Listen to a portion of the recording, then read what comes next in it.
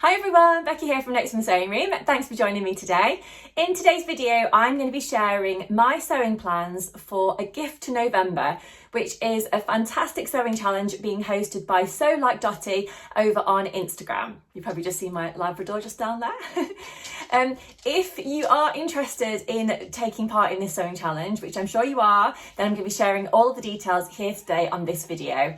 And of course, I'm going to be sharing what my sewing plans are for the sewing challenge as well. So it's being hosted by, as I said, Sew Like Dotty, who is Alison over on Instagram, and you can also find it on YouTube. So this is a sewing challenge that's taking place throughout the month of November, and it basically encourages you to make anything that you can basically sew that you can give as a gift. So it could literally be anything that you fancy. So for me personally, I'm going to be making a dress, a throw type blanket and some table runners. So I'm going to be talking to you all about those things and having a little chat about all of my things that I'm doing, including the fabrics and whatnot.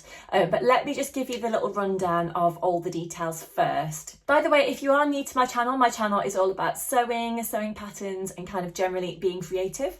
If that does interest you, I'd love it if you could subscribe to my channel and hit that like button if you do enjoy what you see today. That just helps YouTube to share my video with other people that like sewing as well. So any of your sewing gifts that you make can be shared on Instagram, as I said, anytime that you fancy during November. You've just got to make sure that you do two things. So you need to tag in at Sew Like Dotty. I'll put all these details down below also in my comment section so that you can get them from there also. And you also need to use a specific hashtag. And the hashtag is AGTN24, which is basically a gift to November 24. I've taken part in this challenge before, and it's a great one because it just like gets you prepared for Christmas, gets you kind of thinking about gifts that you want to give to people. Of course, it doesn't have to be for Christmas. It can be another event, or, you know, something that you've got coming up before Christmas that you just want to give something to someone to say thank you, or maybe it's their birthday, but also if you are celebrating the festive period, you want to get ready for that, then that's also a great thing to do. If you aren't on Instagram, then you can also email your entries over to Alison at Sew Like Dotty, and there are loads of fantastic prizes, including an amazing sewing machine as the top prize, which I just think is awesome. So do check out Sew Like Dotty's Instagram and YouTube to find out everything that you need to know apart from what I've just told you, but hopefully I've covered most of the things. So let me get to it and share what I'm going to be up to. So first of all, I've got this gorgeous fabric here, which I would describe as almost like a lightweight scuba type fabric.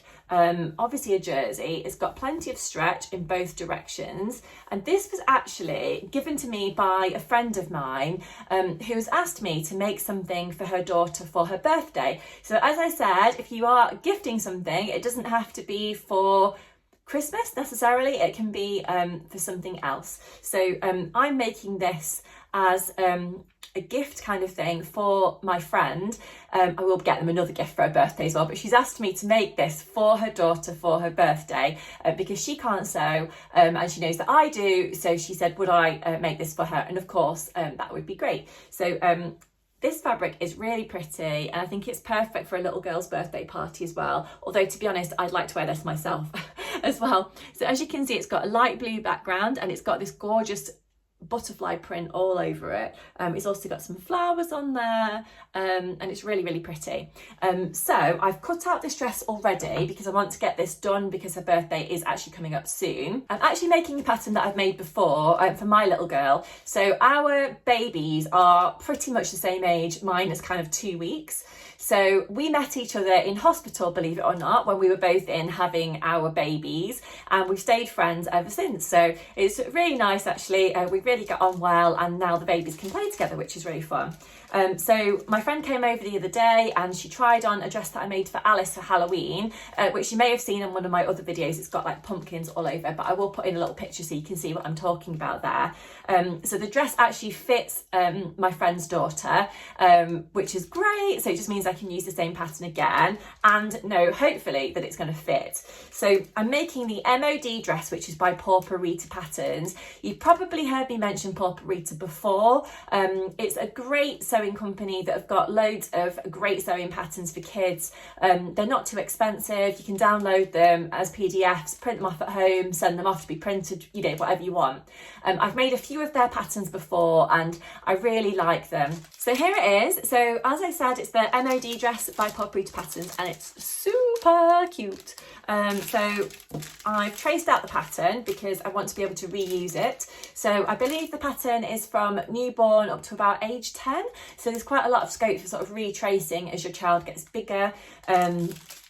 Or, you know, just wants a different version of the pattern. So you can do a long sleeve or a short sleeve. So I'm actually going to be doing a long sleeve this time.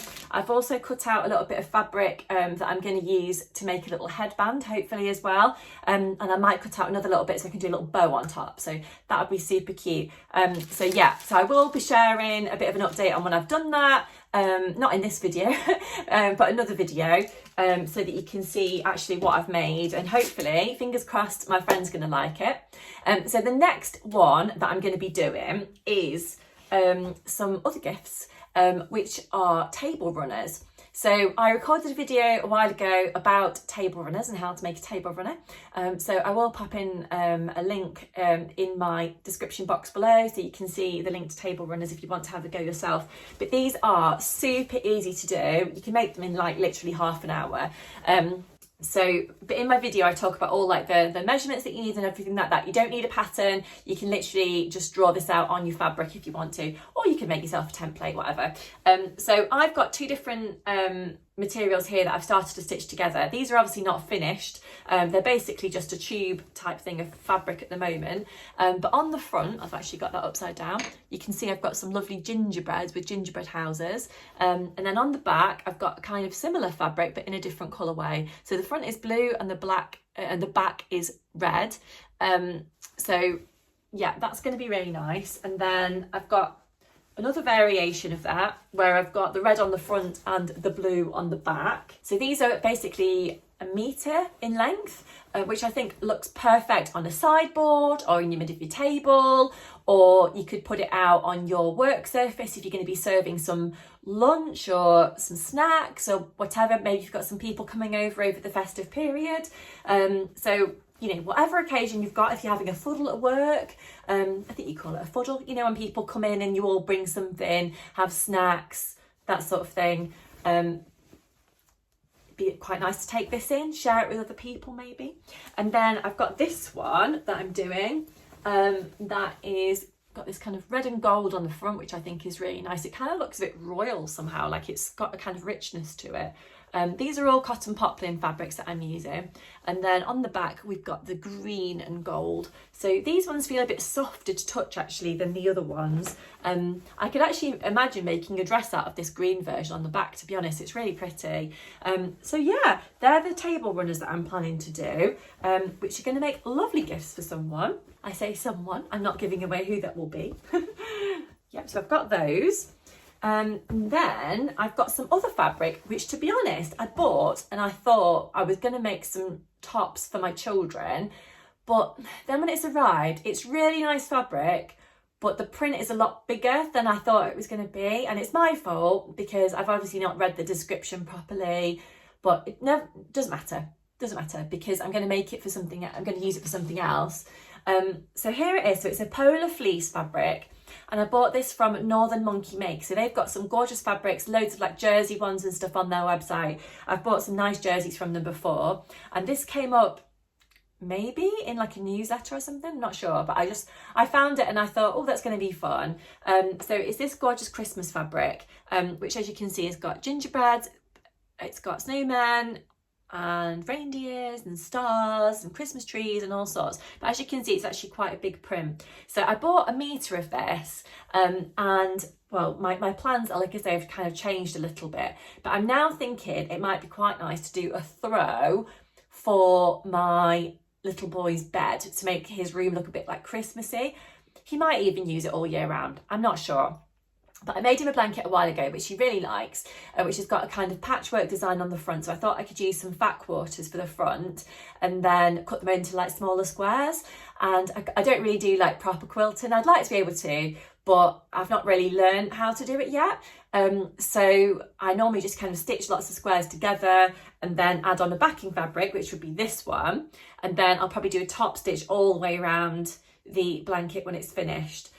But it is a really nice snuggly fabric, so it could work really nice actually for a throw, and a metre throw is pretty much going to cover most of the bed, I would say. He's got a single bed because obviously he's little boy, so I think hopefully that should be okay. But it is a really nice fabric. It's got a really nice sort of thickness to it. It feels really snuggly. I think it would actually work really well for like a jacket or something, potentially for a grown-up, but I think for a child, you know, I think the print's perhaps going to get lost in whatever I'm making. For instance, this is the top that I've cut out of the dress for my friend's little girl, and if I put that on there, you'll see it's not really going to get most of the pattern in there. Although a jumper would be slightly bigger, I suppose, if I was making that. It's not really going to get all of it in, so I think a blanket's going to work quite nice. I did consider Christmas cushions, but I think I'm probably going to go for that blanket instead.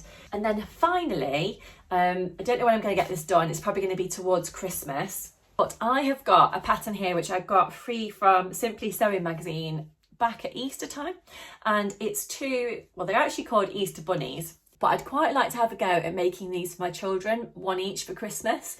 And I thought I could probably just use like scrap fabrics that I've already got. Maybe some kind of more like curtain weight, sort of upholstery type fabrics might be quite sweet. But yeah, that's the back of the pattern pack. I'm sure you can probably still get this online if you look for a back issue of Simply Sewing magazine from Easter time. So I think all the instructions are in there. But that could be quite cute, I think. One for William and one for Alice. And I'll think carefully about, you know, the fabrics and whatnot I'm choosing for each of them. Be something for them to keep, hopefully, like, in the future as well. So, yeah, be lovely, I think. So I hope you've enjoyed learning about what I'm going to be sewing as part of A Gift to November. It really is a great challenge, so I hope you enjoy taking part as well. And I'll look forward to seeing all of your different things that you've done over on Instagram. And yeah, don't forget to check out everything that everybody else is doing as well for other inspiration. There is a bit of a vlog tour happening throughout the month of November, so I'm sure you'll see some of your other favourite sewing vloggers out there sharing what they're going to be making. But until next time, I'll leave it there. Thanks so much for joining me today. I have got lots of other videos coming up soon on my channel, including other sewing makes that I've done, fabric hauls and that kind of thing. So please do subscribe if you haven't already, and leave me any comments you'd like to below about what I've mentioned today, or perhaps what you're making for yourself or for someone else for Christmas and that sort of stuff. I would love to hear about it. I'd love to have a chat to you down there in the comment section. But I will see you very soon. Bye!